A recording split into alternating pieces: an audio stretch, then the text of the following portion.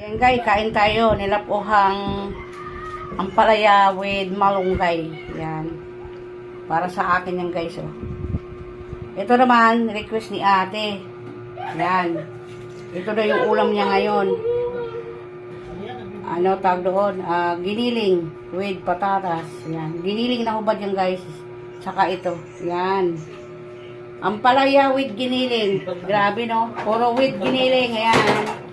Kainan na tayo guys. Yan. Let's eat na tayo. Yan. Aming ulam. Ayan guys. So, araw ng Sabado. Yan. Ulam natin. Tapos tinapa. Yan. Adobong patuyo daw kuno yan. Sabi ni ate na may patatas. Tsaka ito. Cucumber with sabanas saging. Yan. Para di tayo maumay sa adobo guys. Ayan. Yung aming pagkain ngayong araw ng Sabado. May 20. Yan yung aking lutuin. No? Pichay. Ginisang pichay yan guys. Ito. Binabad ko na yung manok kanina. Maghiwa tayo guys ng ano. Ayan, plato dyan yan. Luto tayo. Ligisa ko lang yan guys. Lagyan ko ng... May natira ako ng pork chop. Binano ko yun eh. Yung... pork stick. May natira pa. Ihalo ko dito sa pichay. Iwain natin yan guys.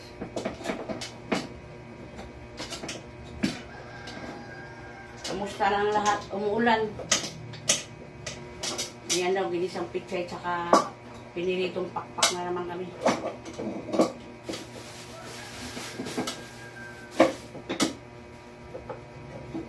Yan, tapos ko na iwain yan. No? Magluluto na ako. Magsasain si Bonso. Magluto tayo guys. Kamatis, sibuyas, bawang. Unahin natin yung bawang guys.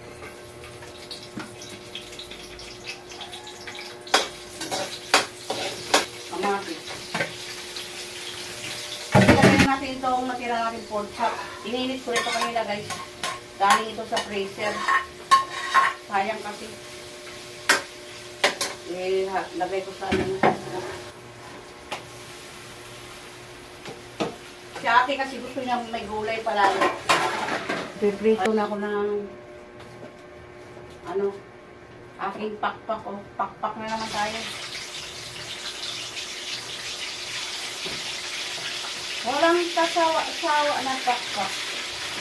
Luto na yung gulay ko guys. Bilis lang. Ganyan ako kabisi guys pag may pasok mga anak ko. Maaga pa lang nagluluto na ako. Tapos, magtitimpla na ako ng lulutuin ng mga pang ano, tanghali. Tapos, ayun o. Baon ni ate tsaka mamayang gabi ulam namin. Kasi may gulay na kami. Kain tayo guys. Pandesal. May palaman dyan. Ayoko magpalaman. Sausaw natin sa ano, sa kape. Sausaw sa suka. Sausaw suka daw to, sabi ng asawa ko. Ano yan, tiswis? Ayun o. Ayun o. Sausaw natin sa kape. Hati kami ng asawa ko sa kape. Hindi daw siya makatulog sa gabi. Naalala ko yung shota ko. Bastos. Kain. Almusal. Umulan dito. Yan yung kalinis yung Pinoy. Nugasan mo lang tinapay. Ganyan yung Pilipino, di ba? Hinugasan yung tinapay bago kainin. Masarap rin eh. O, kape ko, tapang. Tag-ulan na naman. Tag-ulan na naman, pero issue na naman yung mga bata. Basa sapatos, basa uniform, baha. Ay, nako. Ano nangyayari sa ano natin? Sa mundo? Maaga nagbukas din sa alis eh. Ha? Maaga nagbukas? Dumaan ka doon? Doon ako bumili. Ayan guys, good morning. Yan. Happy Friday sa atin lahat. Ayan, yung pagkain ni Bunso. Pareha sila ni ate. Baon ni ate yan kanina guys. Ito, almusal ni Bunso. Saka ayan, tanghalian ni Bunso. Puro, ano yan guys, torta. Tapos ayan, piniritong pork chop. Tapos may suman pa, oh. Palabok, almusal ni Bunso. Ready na yung, ano ni Bunso, tanghalian, guys. Ayan. Laki ng pinya, guys, oh. Tingnan mo. Laki ng pinya. Tingnan mo, guys. Ano na yan, buhalang pinya na yan, guys, oh. Laki kaya, guys. 1 kilo higit ganyan, oh. Ayan. Pinya. Ayan. Ayan yung ulam ko, guys. Santol na ginataan na naman na may baboy. Yan. Binigay lang sa akin yan, guys. Ng aming kapitbahay. Galing daw sa nanay niya. Binigyan niya kami. Ayan, oh. Niluto ko para hindi sayang. Saka ito na naman. Oh, request na naman ni ate. Walang katapusan na adobo.